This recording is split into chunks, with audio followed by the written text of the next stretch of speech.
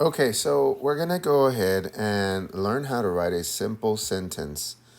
And I have a little song that I usually sing with my students. It goes something like this. A simple sentence has three parts: subject, predicate, period. Subject, who or what? Predicate, what did it do? Period. So what we're gonna start with is the subject. The subject is another way to say who. Who are we talking about? Who's doing the action? So let's look at this picture, this little drawing right here.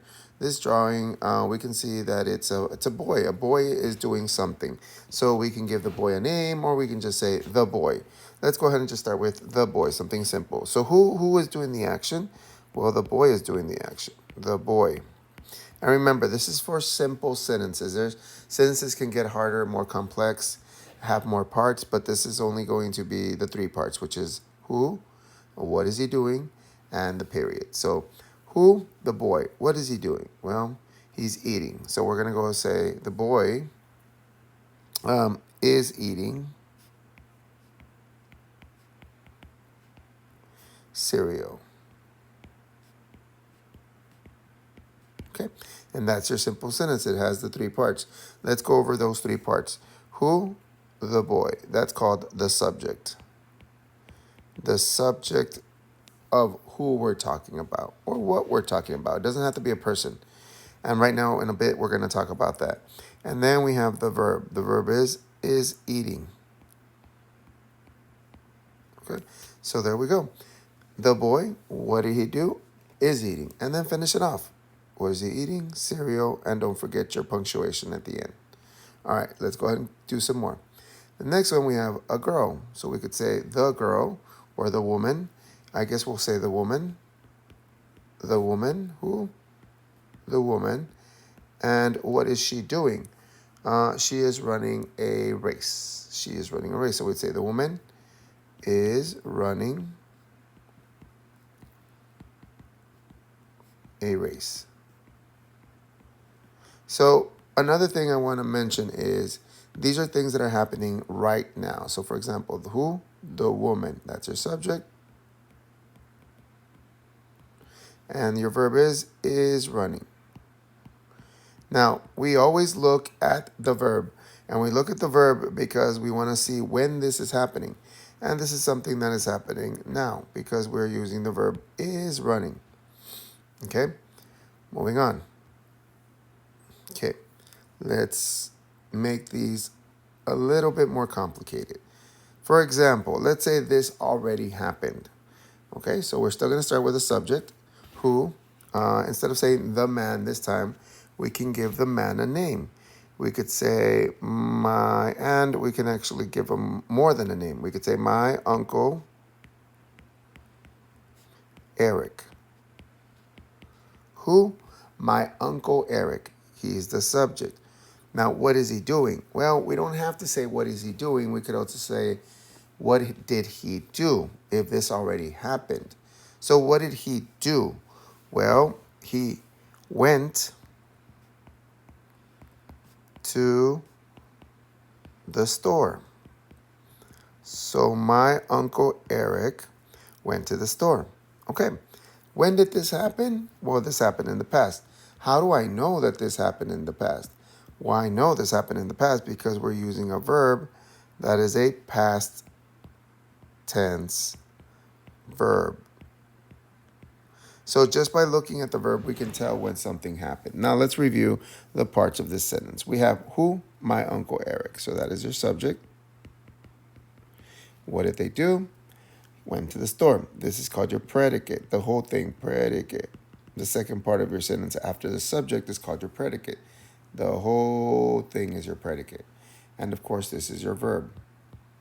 And the verb is just something that is very important because it tells us when it happened. When it happened. And sometimes it even tells us how many people are doing the action. Okay, let's continue. Let's go ahead and give her a name as well. We could say my sister Erica or my sister. I don't want to say Erica because I already have an Eric, so we could say Jessica. My sister Jessica. What is my sister Jessica doing? Or maybe what is she going to do if we're going to talk about something that's going to happen in the future? It hasn't happened. Maybe it'll happen tomorrow. So when we're going to do that, we're going to use a verb that is a future tense verb. So a future tense verb always starts with the word will. My sister Jessica will study her she will study her books, her lesson, her material. She will study her books. Okay, again, let's review. Who are we talking about? We're talking about my sister Jessica. She is the subject. She is the subject of this sentence. What will she do? Well, that is her predicate. She will study her books. And now your verb is will study. Will is letting us know that this is something that has not happened. It will happen in the future. So that's how you write simple sentences. You need a who and you need a what. But let's give you more examples. Let's go ahead and talk about an animal because we could also use an animal. An animal is also a who or a what. We can say, what are we talking about? Since an animal is not a person, we usually call an animal an it. We can say, what are we talking about? Well, we're talking about my dog or my dog Robert or the dog Rob or the dog. We're going to just say the dog. Make it easy. The dog. Okay. Well, what is it doing? Well, it is running, right? So we would say the dog is running. But let's add more to that. Is running after the cat. You always want to be as descriptive as possible when writing a sentence. Right now, we're just writing very simple sentences, but we will continue to write sentences that are a bit longer, a bit more complex. So, again, the subject is the dog. Who? The dog. And what is the dog doing? Is running. So, when is this happening? Well, is running means it's happening now. So, it is a present action, a present tense verb. The dog is running after the cat, and of course, don't forget your punctuation. Now, it doesn't have to be a living organism, it could also be a thing. For example, the flag. The USA flag. Oh, didn't mean to capitalize the word flag. We don't capitalize the word flag because the word flag is not a name. The USA flag, okay, what is it doing? Let's say that it already happened. We could say waved, and this is a past tense verb, waved in the air. When did this happen? We could say Saturday morning.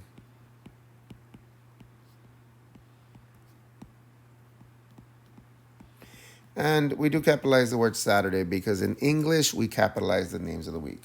So who or what are we talking? We're not going to say who because the flag is not a who. We're going to say what. What are we talking about? The United States flag, that would be your subject. And then what is it doing? In this case, that had already happened. It waved. Waved is your past tense verb. I hope you're noticing that every sentence has a verb. Every single sentence will have a verb. So it's important that we are able to identify the verbs and write the correct verb. So we have what is it doing? That is your predicate. Okay, let's try a couple more, two more. We have a shattering glass. So what are we talking about this time? We are talking about the glass. The fragile glass. Fragile means it's not very strong, right? The fragile glass, what is it doing? The fragile glass, and let's say it also happened in the past. We're going to say broke when it fell off the island. So Again, what are we talking about? We're talking about the fragile glass. That is your subject. Something I did this time is I added a word that describes the glass. To make the sentence a little bit more descriptive, I added the word fragile. It means not very strong, something that could break easily, right? Like when you order a package on, uh, it'll have a fragile sticker if it's something that can be broken easily, so they have to take care of that package more. So the fragile glass, what happened? What did it do? Broke. And again, that verb is very important because it tells me when it happened. When did it happen? It happened in the past. Broke when it fell off the island. All right. And let's go ahead and do one last example. We would say, who are we talking about? Or what are we talking about? Well, in this case, it's what are we talking about? We're talking about the phone. So we would say the phone. Okay, the phone. Let's make this a bit more descriptive. So let's add a description word, an adjective. So what kind of phone? So the old phone, because this is one of your older phones, right? It's a rotary phone, so we could say the old rotary phone, but we'll just say the old phone. Okay, that's your subject. What are we talking about? The old phone. Now, what is it doing? Let's say it's going to do something in the future. We're going to use the verb will. The old phone will ring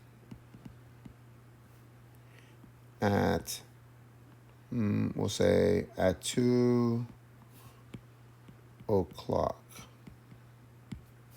So let's look again at the subject. The subject, the old phone. Let's look at the verb. The verb is will ring, and finish it off at 2 o'clock. Will lets me know that this happens in the future. And of course, this is your predicate. And don't forget your punctuation at the end, your period. So now we could go ahead and do some examples. We start with the subject. The subject is your who or your what in the sentence. And your predicate is the what did they do, or sometimes we can even say like what about them, right? So let's do what, two of these. So let's start with the what did they do. Okay, so who? We could say my brother Joey. Okay, what did your brother Joey do? We could use a verb like gave, something that happened in the past. Gave. My brother Joey gave. My brother Joey gave his teacher a present. If you are liking this video, I'm brand new to YouTube, so I would really appreciate any likes or any comments. That would really help. I want to create more educational videos. That's what I want my channel to be about. So if you're able to, please help me out. Hit that like button. Okay, now let's make one more. This time we're going to do something about what about them? What about them? Okay, so we're going to say what about them instead of what did they do? Sometimes we just want to say something about them. So for example, the new car. Oh, well, what about it? What about the new car? Well, the new car is very nice. Oh, okay. It is very nice. So we would say the new car is very nice. But you might be asking yourself, what is the verb in is very nice? Well, is would be your verb. Is a verb.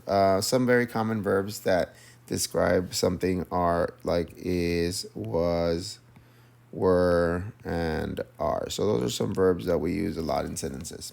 Okay? So I appreciate that you watched this video to the end, and I will be making more content. So